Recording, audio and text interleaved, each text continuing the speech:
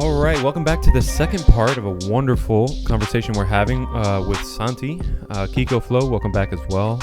As always, your co-host here in the Broskiedoodles podcast, Stevie D. I wanted to just kind of give our listeners a recap. Last we left off, we were talking about UBI. We were talking about universal basic income and, what are some structural ways that we can set that up. And then we kind of started talking about wealth and those who make a lot of it. In this particular case, we were talking about Jeff Bezos. And he's now worth $200 billion. And Santi, his stance is that he makes... at what point do we really say enough is enough with making money and it just sits there and not helps out?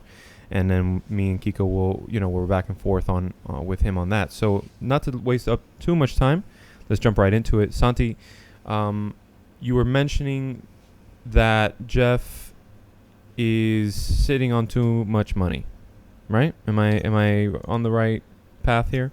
It depends on how you define too much money, because I do believe that what he invented, what he created, is worth that money. There is nothing shady going on there. I think Amazon is worth that. But yes, if you define it as how much money should one citizen have, yeah, I think he has too much money. Per person. Okay, that's a pretty clear way of doing it. So what do you, I could go on, but I wanted to just get your thought process so we can start the whole conversation off. What do you think is that cap, and what do you do with the excess? Yeah, so I think that maybe the right question is not what is the right number, but the question is there such a thing as a cutoff? So I like to think on extremes, right? So what I think is, if one person earns enough money or so much money, like, that's good. They deserve the money, right? And then they keep earning. They're good. They invented Amazon, whatever. But then, like, what if they earn just so much money that you're now making a dent in the country's entire wealth? So if the country's worth $100 trillion, the entire country, everybody's wealth combined, every company, every car, every motorcycle, every apartment, everything is worth $100 trillion. And Bezos has 1% of that, for example. Right now, I think it's something like 0.2% or whatever. But if he has 1% of that, is that okay? What about when he has 10% of it? What about when he has 50? It's like, obviously, all of us will agree that one person having 100% of the wealth in a country, which is ludicrous, is wrong, right? We can agree on that. Yeah. So then what you guys just did was agree that there is a cutoff point. Now, where is that cutoff point? Right? So I think the cutoff point is where the amount of money that you have is no longer good for the economy, just for the fact that, just by having it, even if you have good intentions, even like assuming that Bezos is a really nice guy that has only good intentions and he treats his employees well, let's assume that he does all that. Just by having that much money, a certain amount of money, you are hurting the economy. That's my position. And what is the number? The number that's not up to me. That's for the experts, right? That's for the scientists, the mathematicians, the statisticians, obviously economists, psychologists, even to figure out what that number is. I'd say that number is probably somewhere around $1 billion. But this is what I think. Okay. I do feel like, I'd be curious to know if there was, and you may know this and you may not know. It doesn't.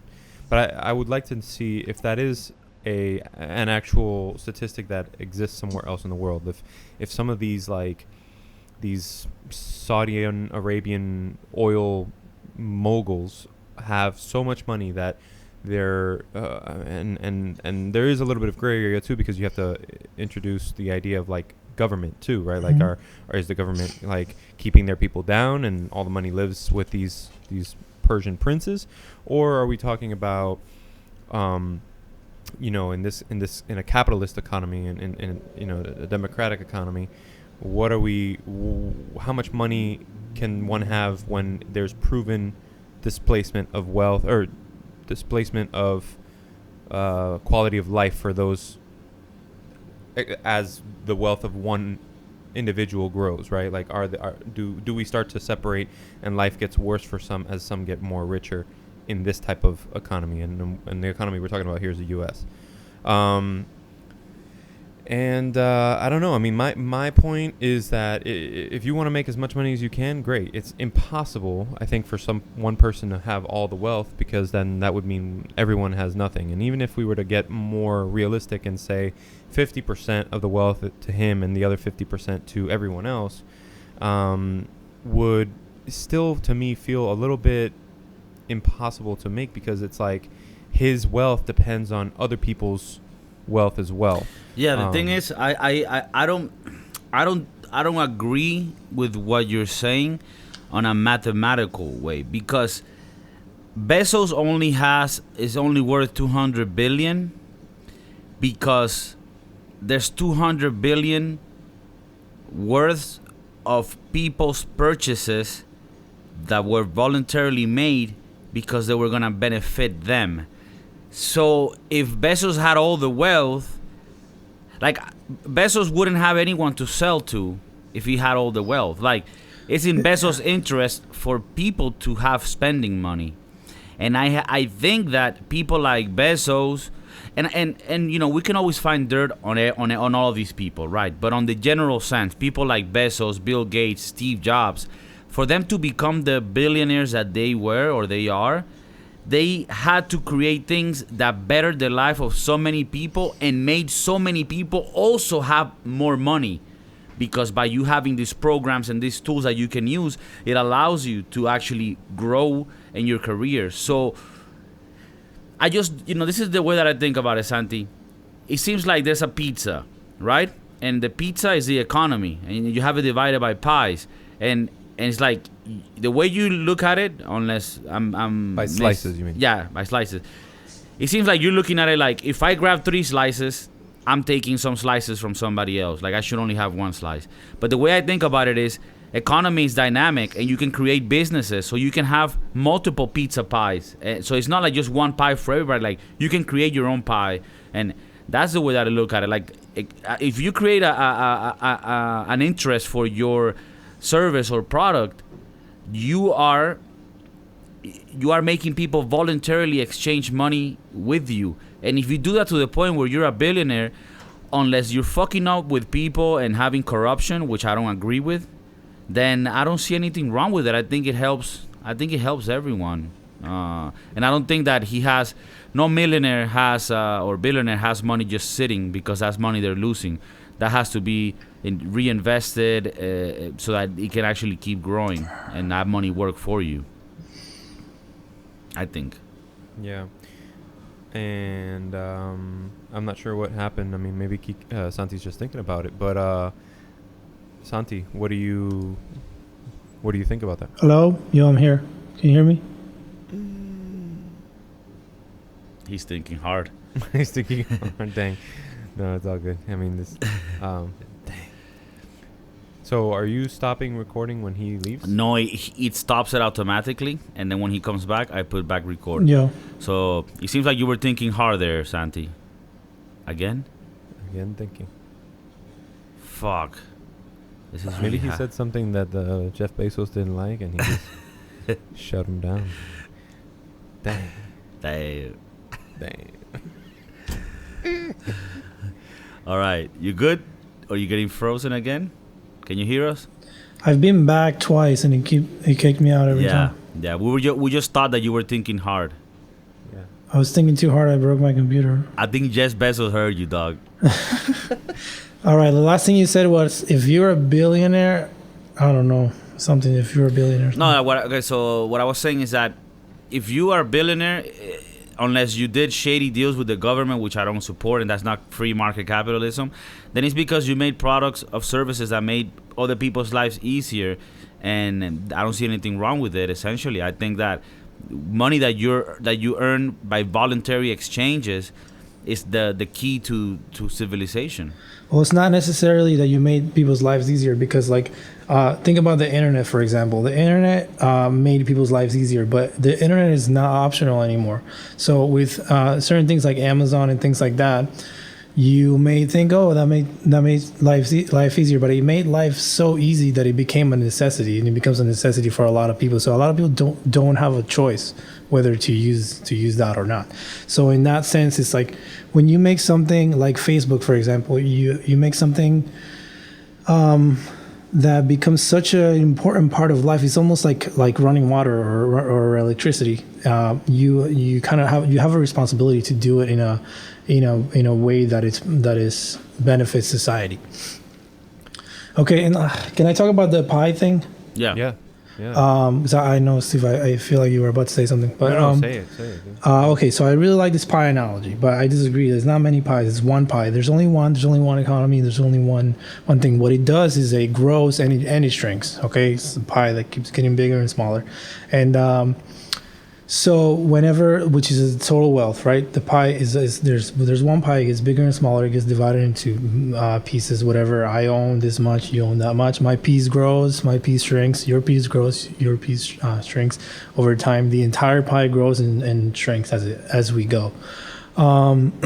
This year, for example, that pie is getting a lot smaller. Okay, because of coronavirus, that pie is getting a lot smaller. And yeah, Bezos is doubling his wealth.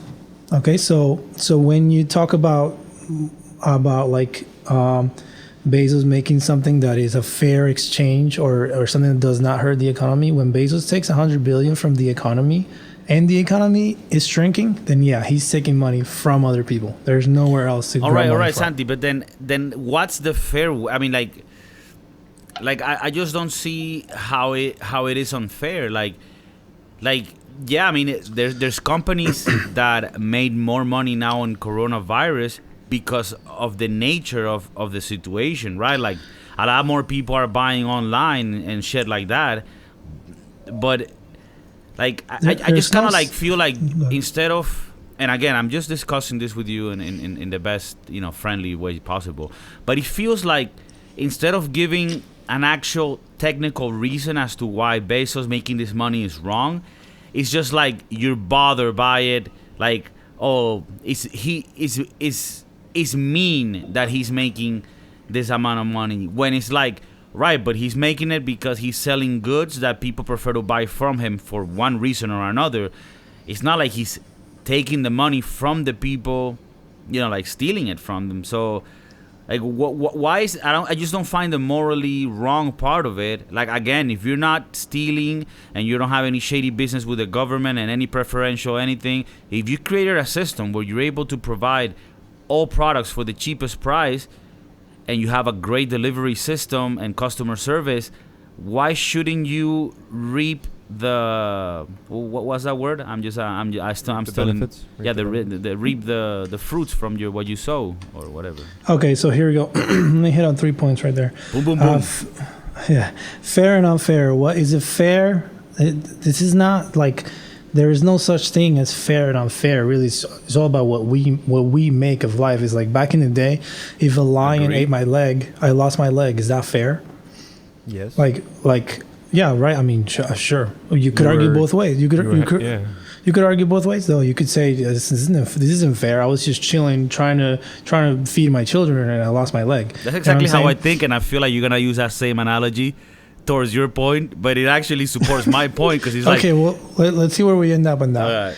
Okay, so what's fair and unfair? It's not about what's fair or what is unfair. It's about what we make it. We decide what to do. There isn't some like we can have a whole conversation on religion, but there isn't like a mandate of like this is what has to be done. It's like, for example, is it fair that the government takes a cut of your paycheck? We have all accepted that is fair. Not all of us, but most of us have accepted that is fair because that is what's best for society. So what's fair, what's right is what's best for society. Someone having more than $1 billion, again, I'm going to call it $1 billion, but there's a magic number that someone else smarter than me can figure out. But I'm going to call it $1 billion. Someone having more than $1 billion, it's not that it's fair or unfair, it's that it's not good for society at that point. But why isn't it? Like, I don't see how it's bad for society. Because the pizza pie that keeps shrinking and growing and shrinking, it's shrinking while you have already way too much money. I don't think so. I think that money that Bezos made wouldn't have been there if he didn't make it. That's not true because he's not creating wealth. Yes, he is. You create wealth. Well, you create wealth in many different ways, but investing in stock doesn't create wealth on its own without innovation, without labor, without innovation. It doesn't I'm very dumb at this shit, but the way that I look at it is, like, Bezos has created so much working opportunities. Like in Spain, I have friends that work for Amazon, and it's an amazing company. And he created a system also with cloud service. Like, I'm not here to support him because I don't fucking like the guy. I mean, what I'm trying to say is that I'm not an economist, but I think that the money that he makes, that Steve Jobs makes, is not being taken out of the pockets of other businesses. It's added to the economy. Just like you say that, like you say, you don't agree with my analogy of there being many pies. You prefer to call it a pie that shrinks and grows. Well, at the end of it, it's the same thing. Like if these people didn't exist, the pie would be a lot shorter. The pie is bigger because they exist and they created this business that makes them money, but it's actually a platform that millions of people use to make themselves money. That's a fact. So I agree that the pie gets bigger with Amazon, but he himself and the company is also taking money from people in the voluntary basis, in a voluntary and involuntary basis, because some things that we just can't afford to live without. It's like you can't afford to live without running water. Well, you can't afford to live without Facebook or whatever. Some people can't afford to live without Amazon, so they really don't have a choice. But not all the money that like a lot of the money that he created was wealth that was created. Then that's a good thing. But as the pie shrinks and his portion of the pie grows, he is only taking from everyone else. So here's my 2 cents on this. So Amazon as a whole is not only their e-commerce platform, and so actually, in fact, that's only a fraction of what Amazon is. What Amazon has always been is a way. Before it started as a buying and selling of books, but then he got into web services, now you have government agencies, you have small businesses, you have medium to large businesses, you have everybody who has the internet, or like this, let's just call it the essential tap of life, right? Which is the internet. He's now basically he's the gatekeeper, or at least one of the 3 gates, because Google and Microsoft do the same thing. But he's providing web services. And so now you have this pandemic hit, and this person who's making too much money and hurting the economy is now creating a platform where small businesses, all the way up to, humongous corporations, can leverage his services. And we're not talking about e-commerce. We're talking about the SaaS. So yeah, the cloud, the clouds. What's service. Clouds? It's services. It's logistics. All of these services, all of these business modules, I'm going to call them, because basically you buy into their platform and you can purchase all of these different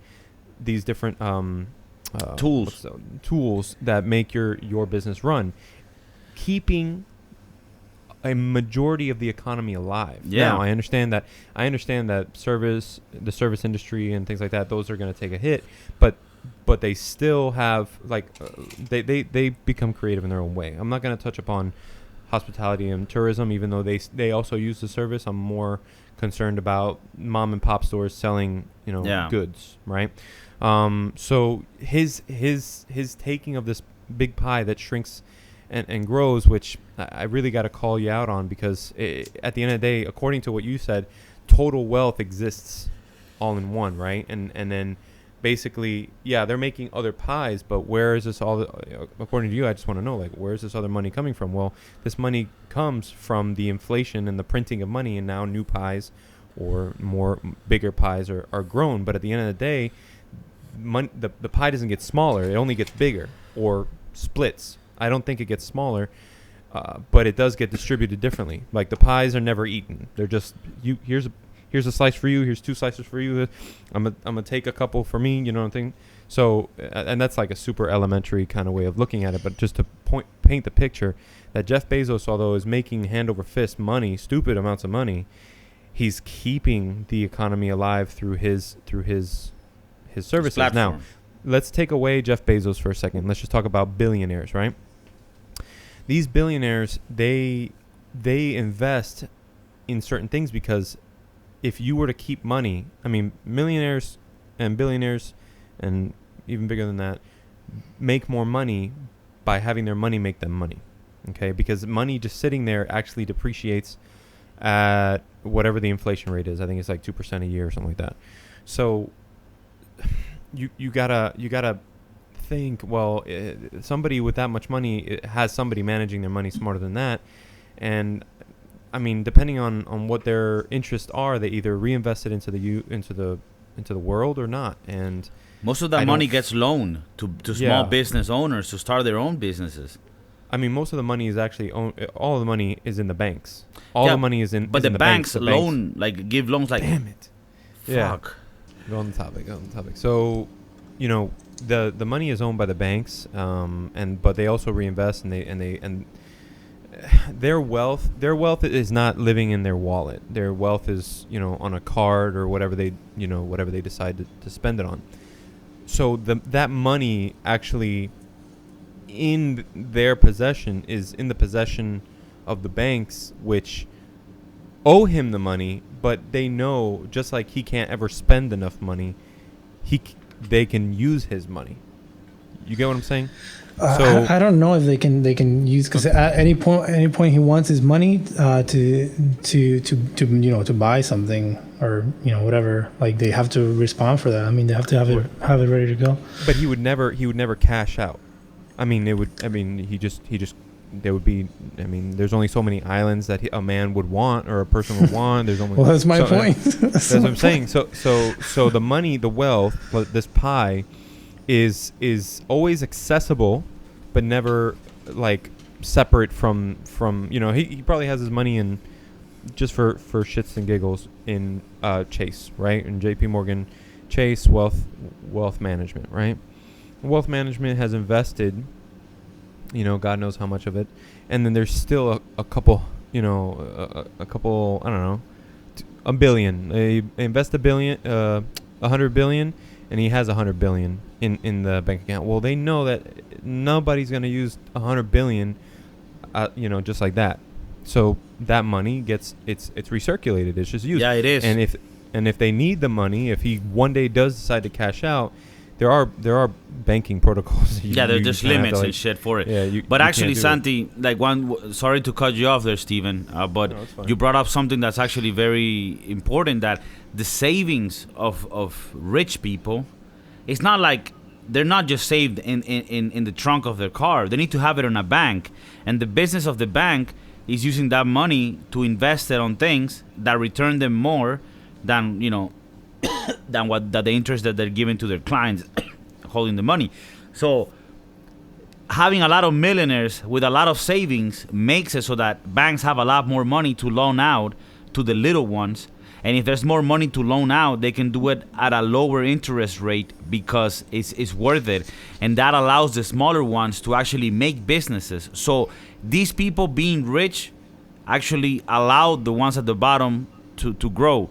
The thing is, a lot of times the examples that are shown is like pieces of shit that have some deal with the government, where they just, making generations and generations of people rich, and that shit can be maddening to me too. But I'm not talking about that. I'm talking about the organic way of the economy, which is when there's a lot of saving, that saving gets recirculated by banks to the economy. It's not sitting there not doing anything. Okay, so yeah, I agree with a lot of what you guys said just then. But first of all, the people that have to deal with the government, that is just for a long time, money controls the government, right? So like Amazon doesn't pay taxes. That is already a deal with the government that is just like acceptable by everyone, because we just accept it as a thing. So when you say Bezos, if he might or might not have a deal with the government is intertwined with with big corporations. That's why they get tax breaks. Okay, but let me talk about the pie again, because Steve, you said the pie doesn't. Are you get getting smaller. hungry, dog? Because we could order some Domino's pizza. I just ate an arepa, bro. It's so good. But no, let me tell you how the pie does get smaller. The pie gets smaller with a car that it's being driven for 5 years. The pie gets smaller with a computer that is no longer usable. The pie gets smaller whenever a house gets destroyed in a fire.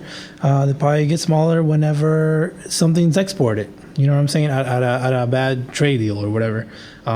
So your pies are national, is what I want to just be clear on. You're not talking about worldly pie. I'm talking. We're talking about. But you could talk about that too, and that also will apply also to that. I'm talking about one single pie, the one pie that we can control, which is the American economy. That's why I call it just one pie. There's not. In my metaphor anyway, it's just one pie, the American economy.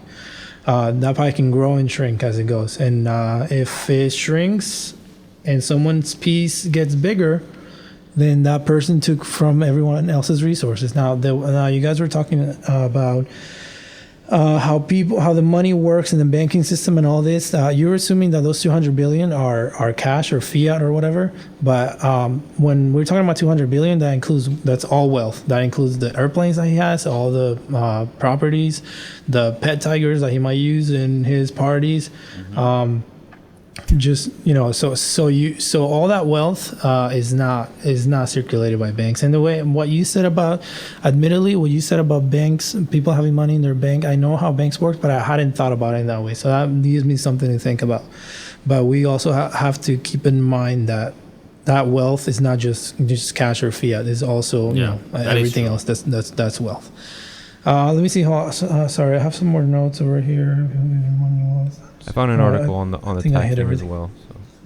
So. Okay, go ahead. Yeah, no, I mean essentially they paid no federal income tax in 2018 for their profitability, for them not having profitability when they started up. Now, to be very honest with you, I don't know if it's a deal with the government, but they did leverage a Republican tax cut that was written in 2017. So for 1 year they didn't. So I mean, I think it's nice to think, or it's nice to like to sensationalize that specific. Oh, Amazon doesn't pay any taxes. Yeah, that was just an example. It was just in general like low taxes or minimum taxes compared to other people. No, and when you've got so much money, you've got all these smart people that we should be having them talk about UBI. They're being paid way more money by these companies to help them save way more money. And that's a problem. And you know what? At the end of the day, I do feel like we need to be a little bit more human-esque. All of these people everybody's after money, but at the end of the day, I do feel like, yeah, I can side with you on people needing to bind together and figure out a better worldly solution, or maybe just U.S. solution or national solution, depending on where you are in the world. Yeah. But Amazon does pay what they have to pay, and hey, if I had $200 billion, tax me, bro. Tax me. I'm glad to pay my taxes. This is the thing, bro. Making $200 billion. Yeah, you do, and I would too. But I don't think that they feel that way. Well, the rich individual people. I guess I can't speak for all of them, but of course. But I do feel like, I don't know if this is for sure, but I feel like rich people stay rich because of how much money they don't spend. Right? I mean, that's how the rich stays rich, and they reinvest money because that's going to end up making them more money. And at that point in time, I really don't know if even at $50 billion, at that point, how much more money do you need? I mean, if I was even at that point, it's not about money. I feel for people like this is an assumption. It's about keeping the game going. Like, and they have this ambitious that you could even say at some point it's toxic and shit. Like, it is toxic. That's my point. Exactly. I mean, think about like, look at this really quick. Cristiano Ronaldo is the biggest superstar in the world. Okay, can we agree on that? It's the biggest superstar in the world. I guess because you're a Cristiano lover, yeah. Whatever. No, I'm not. I'm not. But he is the most famous person when it comes to like social presence and shit, social Not media Messi? presence and shit like that. No, Cristiano is more. What about Whatever, What you about could that, take- what about that Brad Pitt looking guy that Nobody's talking about foot. I think sports. Whatever, it doesn't matter. Let's say he's just a huge star, right? He has $500 million. His wealth is $500 million. All right. Now he's gonna live like a king for the rest of his life. His children will, his grandchildren will. So think about just like this person who is just so incredibly rich, incredibly rich. They only have $500 million, bro. You have bases with 200 of those fucking things, man. yeah, Like, Yeah, I mean, he but changed Cristiano the world, Ronaldo only kicks a ball in a No, net. but it doesn't matter what your. It's. I'm not talking about what your work is worth. I understand that Yeah, Amazon is but worth that much. that should no, be no. linked to what you're worth, Let right? him finish. But bad. it's not what I'm talking about. I'm saying Cristiano Ronaldo is what he's worth, and I would even argue that if you might want to argue that he's worth less than that, but it's not up to you. It's up to supply and demand. So Amazon is worth that, but the point is not about who is worth whatever. The point is how much money do you need? And Yeah. how much money is $200 billion? I think people have a hard time understanding this number billion. It's like what that meme that goes 1 million seconds is 11 days and 1 billion seconds is 32 years. I've been alive for 32 years, so I know 1 billion seconds. I just had my 32nd birthday last week. But Happy belated. thank you. Just think about it like that. It's like that's the difference between a million and a billion. It's a big number. Yeah. A real Anyway, billion, right? Because the Americans think that a billion is Oh, 1,000 no, million, right. and a billion is supposed to be a million, right? No, I think that the whole world has agreed that a billion is 1,000 million. Yeah, but think it was- but the math that you're doing, No, They- it's with it's- 1,000 million. no, Yeah. yeah, Mhm. the 11 second and the 32 year Yeah. Mm-hmm. is with 1,000 1,000. million. 11 seconds times 1,000 is not. But isn't 11 a billion no. 999 million? It's 100 No. that like 900 like it's a million. Okay, let me say the time thing again. A million seconds is 11 days. Okay. Mhm. A billion seconds is 32 years. Mhm. Yeah, because So 11 days times 1,000 is 32 years. Well, let's do it really quick. Because then that would mean that they're using the 1,000, 11 Million. days times 1,000. 1,000. 1,000 days. And then I guess divide that by 12 for years. Hold on. What? 11,000 divided by 12. I don't know if I'm doing this right. No. You grab 1,000 times 11 days, 11 right? days times 1,000 divided by 12 because to get the years. 11 days times 1,000 would get me The amount of days. the amount of days, right? Okay. I'm And just then you thinking gotta in divide terms it of by seconds. 12 to get the years. Divided by The answer 12. is 4. For, No. no. I get No, man. 916 years. That doesn't make sense. I'm No, doing something yeah. wrong. No, fine. I got you. So it's It's because 11 you're days converting times seconds into days and 1,000, days and into then that minutes by and- 12 is 960 days, years.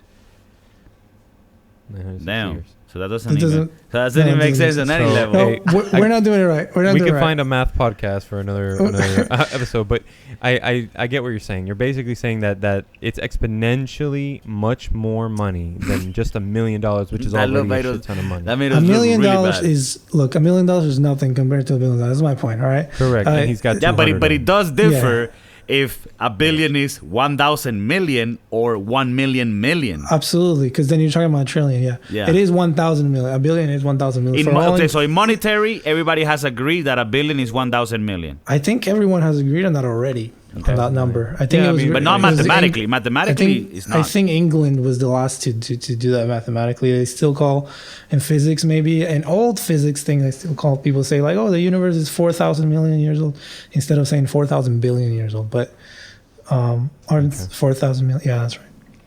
I guess. All right. So we all should probably after this podcast spruce up our math. But at the end of the day, No, fuck that. I feel, We're super smart as fuck, man. People out there don't know this shit Bro, about. look. the theory of it, right? We're killing it, theory. dog. We're killing it. We're beating a dead horse. But I agree with you, Santi, that it is exponentially way more. It is exponentially way more. So my thing is, when you have this much money, okay, and maybe let's talk about football terms, and when you have this much money, you're gonna live like a king. But what comes out of the discrepancy of cash? What do people do with that cash? What businesses or what philanthropical adventures or whatever it is that they go into it because they have to, because if not, they're going to continue to get taxed. So mind you, these billionaires are, or multi-millionaires are using their money to reinvest somewhere else. Can we all agree on that? Like, to a degree, they're using a good majority of their money, aside from being saved. When you have so much money, they're reinvesting it somewhere. They're giving it. Bill Gates has a foundation where he pumps money into other countries to try to better their lifestyle. I don't know if I agree with them investing a majority of it. I think if they're investing any of it, it's to make more, and could be just to make more, not necessarily back into society for the betterment of society. But would you agree that really rich people reinvest their money? Anybody really reinvest their money, but when you have a lot of money, they reinvest somewhere. 100,000. They might reinvest, but for the sake of making more money, though, not for the sake of helping necessarily. A lot of them do, of course, but cool. So, with that being said, what are they reinvesting it in? Into more businesses? It could be more businesses. It could be, it could be like Bezos wants to invest in going to Mars. Okay, perfect. So, what do you think then? Because now we've got a guy who makes a shit ton of money, and we can agree that it is a lot of money. But what is the next frontier for him? And I actually want to extend that out to what is the next frontier for us as consumers? What are we going to use all of this money? Because I really do feel like this money, it just lives amongst us, whether he has it or not. Because his money floating around, it just means that he controls that amount of money. Doesn't mean that he has that amount of money. So, or anybody, Cristiano Ronaldo, he controls $500 million. It doesn't mean that he has it fiat, but he has it somewhere. And where is he putting that money? Where are anybody's putting that money? Okay, are you getting to the point where we can take this motherfucker's money with our own businesses? Correct. I'm actually talking about where are people? What are we gonna do? I guess what I want to do is see if we agree upon this money being in society some way, shape, or form, which I can see it being that way. And then where is the next new frontier? Because things have been happening this year. 2020 has been a hell of a year. We got the pandemic happening. We have a lot of we have elections. We have different people coming into power, whatever. Where do you see the future of all this money going? Because if like in the part 1 of this episode, we talked about universal basic income and the loss of jobs to automation. Where do you see all of this money going? Like, I would like to know what are some of the next businesses that are going to come up? I think, I see. Okay, I see. I think honestly that in the case of Bezos, I think he's saving his money because he wants to be the first human to, not necessarily to be in Mars, but to make that happen, right? I think that I honestly think, according to his money, that's what he's doing. But everybody's doing something different with their own money, though. I don't think it's up to. I don't think any of us can really answer where is the money going, because money is going to different places. Can I make a point really quick though? It would cost $20 billion, and I know that you guys may not agree with this, but it would cost $20 billion to end homelessness in America. Not a single homeless person with $20 billion. He's got 200 of them. Anyway, go ahead. No. Hey, you know what? I'm gonna look that up. I just actually looked it up.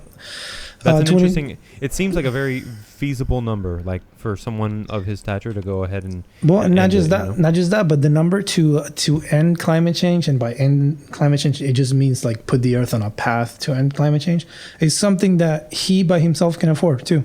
To end child poverty, between him and a few billionaires, they could do that and still keep a lot of money for themselves. Yeah. So the question is, and you can look up all these, they're really interesting because the amount of money they have. Dude, think about it. Not a single homeless person in America, if he just gives up 10% of his wealth. You may think that's not fair, but I just think that it would take a cultural change, because you can bail someone out. Mhm. It would depend on what they do next. I get you, and I have an answer to that. I mean, like if you put people in small, small, tiny apartments, whatever. You get a bed, you get a toilet, you get a shower, you share with 4 people, whatever. You're near a gas station. You can walk there and apply for a job. I mean, think about it. Think about the things you could do, And even if you weren't mentally capable to have to get a job, just you can live in decency in a room, Even if you don't contribute, just simply because we can't afford it as a society. No more homeless people. I mean, we could do that in one day. Like That's a very, very, very good point for these stupidly wealthy people to bound together and do it, and it'd probably be a pretty sick tax write-off too. But I want to know, what are people doing with I know people are going to be starting investing and everything like that, but I guess what I want to know is if McDonald's is going to put robots in their lobbies, and if everybody's going to start doing something different, and everybody's living on universal basic income. With that being said, the movie theater business, the serving business, the tourism business, all of these experiential businesses, I use the term loosely because that's the first thing that came to my mind. What is going to be the next? What's the future for them? What is the future? Because let me tell you something. The tourism industry is $1 trillion industry. Just tourism around the world it's a $1 trillion industry. Healthcare, health data collection, the Apple Watches, okay, and all of the other, and now Amazon is getting into that too. That's another trillion, like a couple $1 trillion industry business. So what would you say to those people who have a universal basic income but want to keep working? Where do they go? What's the next? And this is like a think tank right now. Me, you, and Kiko. We're just going to talk about. Yeah, this is like a fun, like envisioning the future kind of thing, right? Yeah, because I mean, it like you said, this is inevitable. This is, I mean, the automation and the technology and everything is inevitable. And if people are going to lose their jobs, and we can discuss, how just a couple $100 billion would solve a lot of people's problems and even the world, right? And for some odd reason, Elon Musk and Jeff Bezos are fascinated with Mars. Okay. Mm-hmm. Okay. But I know. I feel like that's what's like. Okay, like I get it, but come on, like you're trying to. There's a planet here that we need to save first. Anyway. Yeah, but I mean, you know what? Why don't we have you back on another one for like an environmental thing? But I guess what I want to talk about, really, since we're just on the topic of business, and just to keep that going, where do we go? Where do the people who want to find jobs? What is the next business? What is the next thing for us as consumers of the world?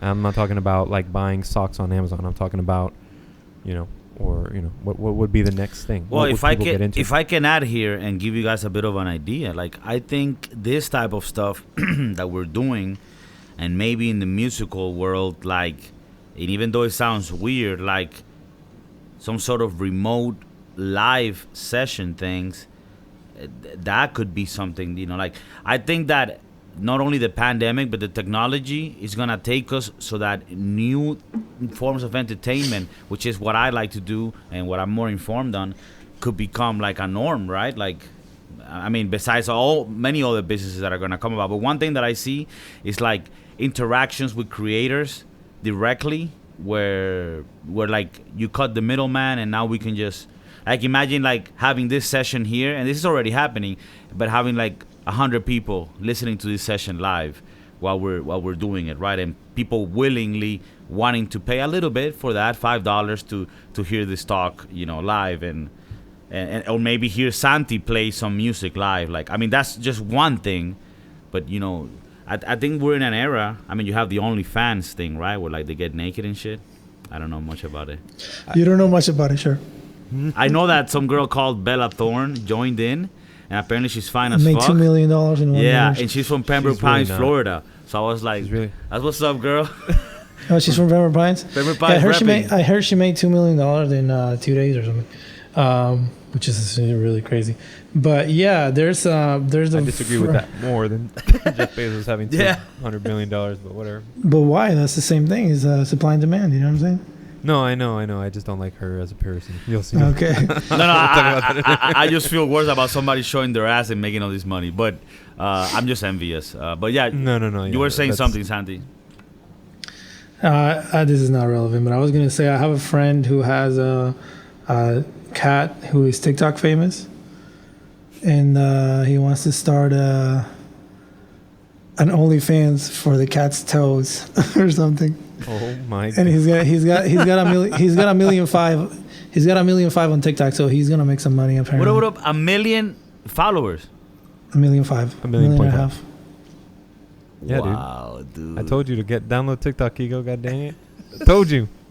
Anyway, so speaking about experimental and innovative jobs, I mean, think about that, right? It's like if you have 1.5 million followers and you want to make $1,000 a month, and you do something as silly as that, all you need is, if you get 1% of people, let's remember that number. Let's say it's 1 million. Let's round it down to 1 million to think about it easier. All you need is 1 in 1,000 to give you $1 a month, and you have $1,000 a month. 1 in 1,000 people will give you $1 for that silly thing, So I don't know. I think it's a pretty interesting thing. So, brings but opportunities. to answer your question, yeah, it could be all kind of crazy, different. It's funny things you said that that. arise. Go ahead. It's funny you said that because TikTok actually has a creators fund, I think they call it. Yeah, creators fund program, where they pledged more than $1 billion to creators in the U.S. for posting it to its platform.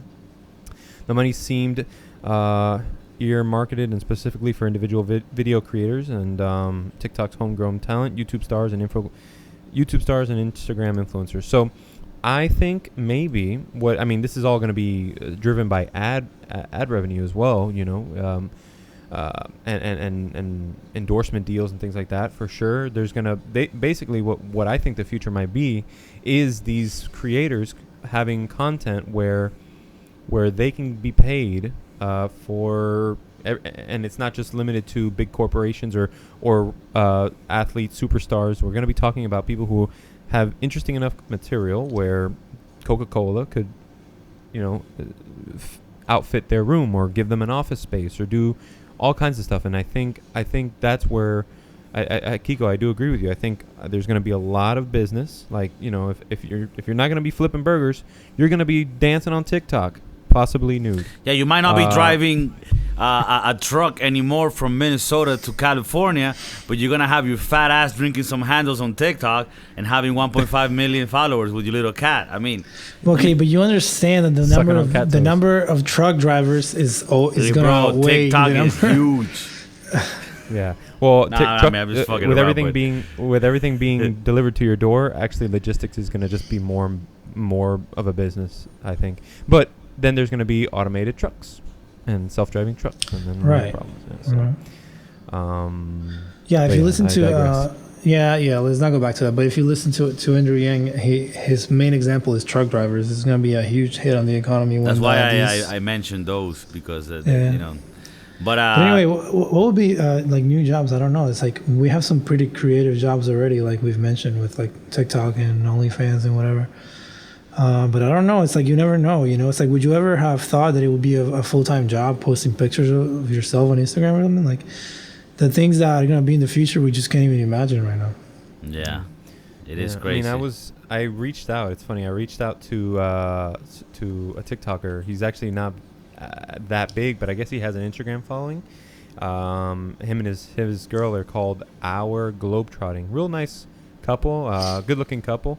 And he posted a video like, oh, if you want to learn how to be an influencer like us, just send me a DM. And I did. So I sent him a DM, and I was like, dude, I've got a film and photography company here with my wife basically, and we want to get going on it. Like, any tips? I don't need to hop on your bandwagon, but maybe a business for him would be like, well, I have an agency where I can send you somebody to your hotel to take gangster pictures. I hire great looking people with good photography skills, and that's it. You know what I mean? The same and why the hell? Yeah, not, and right? dude, I think that's a thing already. It's like being an influencer became a job, but now teaching how to be an influencer is also a job now. You know what I'm saying? Just like there is like somebody on, dude, like I have a friend who works on Fiverr, and he was doing very well. So he started making a living on Fiverr, or a good portion of his income, whatever. And then now he's writing books on how to make money on Fiverr. So now his job is teaching people how to make money on Fiverr. So it's like, I don't know, it's like a whole crazy thing. One thing that because my dad the other day was telling me about a business where like you could like make money selling shit on Amazon, and he's talking about some people that sell you a program to make money on selling on Amazon, which I wanted to ask you, Steven, on, because I know that you have a bit of this, and I need to find an income so that I can stop working and dedicating more to the Broskiedoodles, to the real motherfuckers out there that are listening to the content, that want to listen to the funny shit, that want to listen to Santi. But nobody wants to listen. If Is that true? We have you on. If the business of being on Fiverr is so good, then why not keep doing that instead of selling a fucking coaching session on how to become a good Fiverr seller? And that's what I told my dad. Because like the way I think, it's like I'm trying to poke the holes, and I'm like, my dad's like, and there's his course, and I'm like, but if they're doing so good selling on Amazon, then why the fuck do they have the course? My dad actually had an answer for it. He was like, well, because they already have their selling on Amazon going, and they're like, all right, that's already moving on its own. What else could I do? Oh, let me teach people how to do it as well. So I guess there is an argument, but what do you think? Yeah, I think you could see it both ways. I agree with you where it's like, okay, if you're doing so good at Fiverr, then why are you spending your time writing a book? Or because, like if you're on a I think his answer is valid too. Because there's more revenue. Because if a book can make you money on it, actually, this is what I would say: a book can make you money on its own, on it just sitting on a website, correct, classified or whatever it's called. A book can just keep rolling, while on Fiverr it's labor, it's hours of labor you have to put in for every dollar. So you write the book once, and the book makes you money theoretically monthly by itself. So I guess I guess I just like argued against my own thing, and I won. Well, I mean, basically, you're right. So when you have a course, okay, you can leverage that course. There's a big difference in getting a subscription-based thing. There's money in subscription, okay. Actually, Amazon just released what they call the whatever their smartwatch is. It slips my mind, but they're doing something completely different now. Now they're charging people $4 a month for it to collect your health information. Not only does it collect your health information, but it uses the information taken by your photos to calculate your body fat percentage. And in order to, I mean, this is absolutely insane, but in order to make money, residual money, you have to create a program where people need your services month after month. And so if you're selling on Fiverr and it went very well for you, you've just created your credibility. Now you can actually cut back on the amount of labor-intensive hours that you've worked hard on and made your success in, and now learned your craft, to then turn around and teach people that same way to make that money. So you've created the opportunity to learn how to build your own wealth while still having a residual income for way less amount of time spent. So you've created a course that's already pre-recorded, and you lay down the basics, and then you create a little community of people where you answer their questions directly, and people will. And I mean, for me, that would be. Imagine this podcast blowing up so large that we end up creating a podcast on how to podcast, right? And then if you subscribe to our, I don't know, our Patreon, say for instance, and you say, which we don't have, but you subscribe to our Patreon, we're going to give you the extra advantage, that little extra something, so that you can use a tool that's going to set you apart from the others, and people are just going to pay for that. Yeah, for sure. It's not just to make it clear, we're not in the self-help business, so don't expect that from the Broskiedoodles. But yeah, great example there.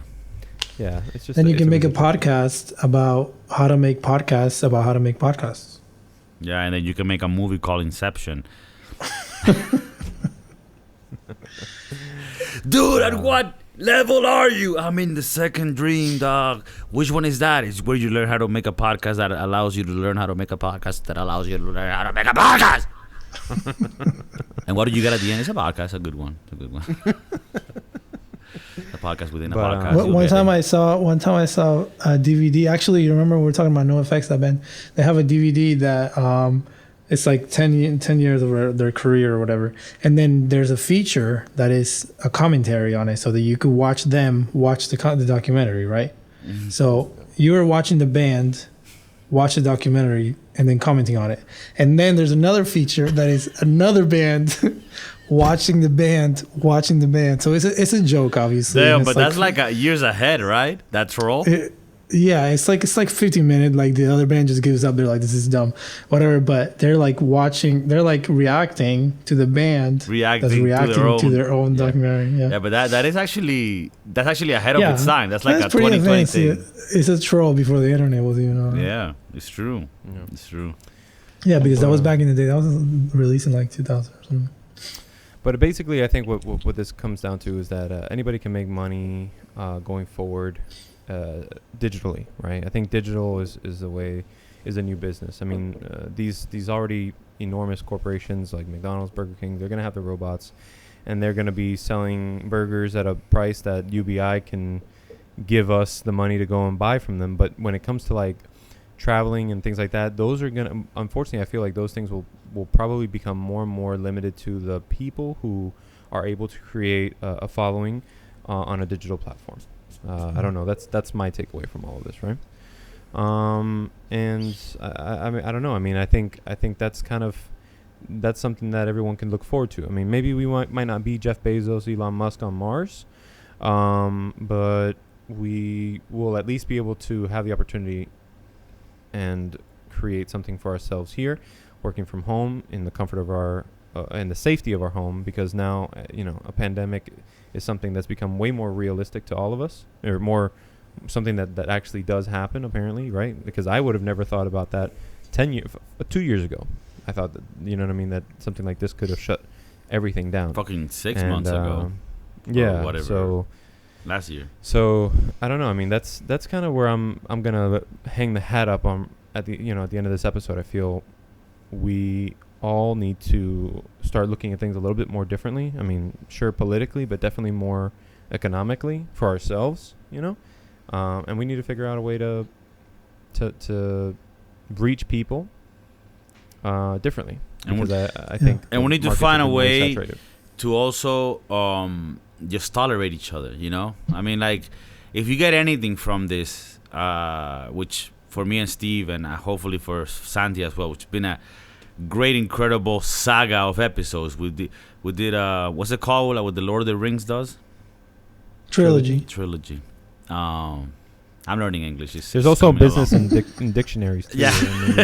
yeah. I'm getting into that. So no, but the fact that people that don't agree on everything, like, we can have this conversation and debate and try to find a common ground, and really, just find a way to the truth and the way for us to be happy. And I think if we have more of these, I'm looking at the camera, but that shit turned off, so I should be looking at this one because my camera ran out. But dude, I mean, just the fact that we don't agree with somebody doesn't mean that we hate them. And I think that everybody needs to get that in their head. And we need to have more debate. We need to have more respectful, friendly discussions about things so that we can find the truth and the best way to move forward. Because none of us are experts at this shit. But if we talk about it, then maybe we can get there. What do you think, Santi, before we shut this down? Yeah, I agree with all of that. I think an important thing to outline is that the conversations hopefully can be long, you know. Hopefully you have time to say an entire answer and be like, man, you know what, like that actually made sense, and then to think about something and to argue with yourself, like maybe I did a couple times today. But I think, yeah, a really important thing that one of you just said was to piggyback on that, it's like it's okay to question how we do things, and to change mindsets on like how economics should work, or what we expect from citizens, or like, you know, let's look out for everyone. Like, let's try to look out for everyone instead of, I don't know. Yeah.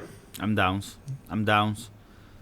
You better be downs, but that's off too. But in any case, thanks a lot, Santi. It's really nice to have you here, bro. And I think it's been great. I think we laid it all out, so I'm good over here. Yeah, I had a lot of fun. Thank you, guys. See you later. Thanks for coming, man. You guys. All right. Stay tuned for the next episode when we talk about God knows what. See you then.